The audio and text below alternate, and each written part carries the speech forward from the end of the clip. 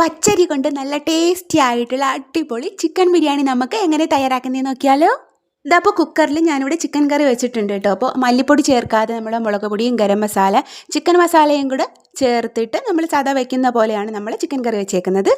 അപ്പോൾ ഞാനിവിടെ 2 ഗ്ലാസ് പച്ചരിയാണ് എടുത്തേക്കുന്നത്. ഇത് നന്നായിട്ട് ഒരു 3-4 വെള്ളം കഴുകി വൃത്തിയാക്കി മാറ്റി വയ്ക്കാം. പാത്രത്തിൽ വെള്ളം വെച്ച് നന്നായിട്ട് തിളച്ച് വന്നിട്ടുണ്ട്. ഇതിലേക്ക് ഏലക്ക ജാതിപത്രിയും കൂടെ ചേർത്ത് കൊടുത്തിട്ടുണ്ടായിരുന്നു. അപ്പോൾ എൻ്റെ കയ്യിൽ ഇത്രയേ ഉള്ളായിരുന്നു. പിന്നെ ഞാനിവിടെ നാരങ്ങ നീരും കൂടെ ചേർത്ത് കൊടുത്തിട്ടുണ്ടായിരുന്നു. ഇനി നമുക്ക് കഴുകി വെച്ച് അരി ഇട്ട് കൊടുക്കാം.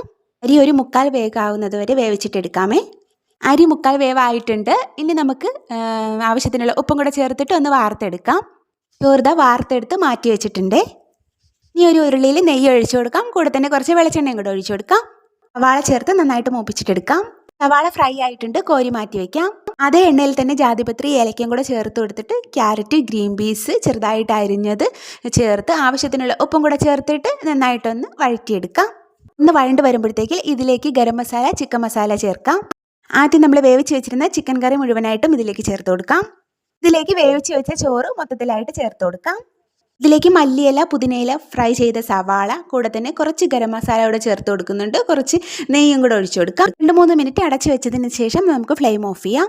ഫ്ലെയിം ഓഫ് ചെയ്തതിന് ശേഷം ഒരു 2-3 മിനിറ്റും കൂടി ഒന്ന് വെച്ചതിന് ശേഷം ഇത് നന്നായിട്ടൊന്ന് മിക്സ് ചെയ്തിട്ടെടുക്കാം.